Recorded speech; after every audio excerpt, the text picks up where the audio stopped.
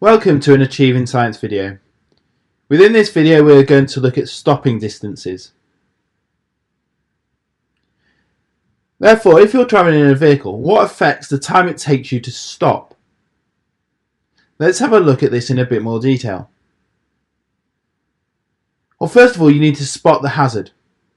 This involves a thinking, reaction time. This involves then the time taken between seeing the hazard and hitting the brakes. Secondly, we have a braking distance.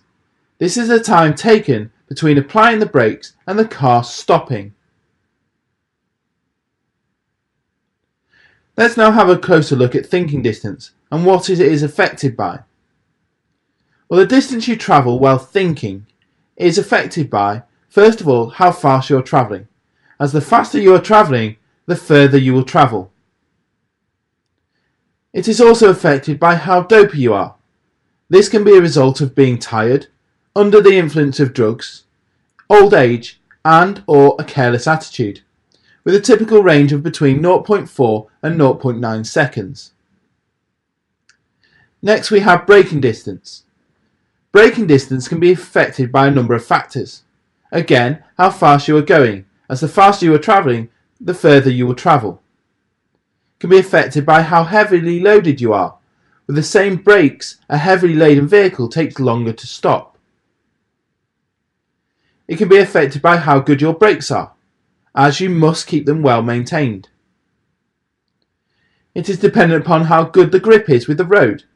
This is affected by the road surface, the weather conditions, and your tyres.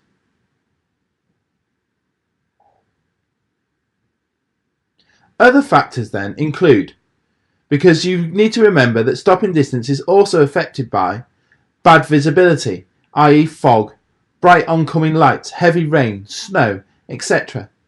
It is also affected by distractions from passengers, like mobile phones, and music also.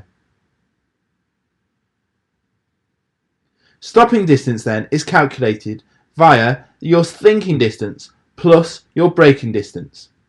Some examples include, at 30 miles an hour, your thinking distance would be 9 metres, braking distance 14 metres. That involves a total stopping distance of 23 metres. At 50 metres, you can see that there is an increase to 53 metres. And at 70 miles an hour, you can see that there is an increase to 96 metres. Advice then. Stopping distances will vary upon the car and the driver.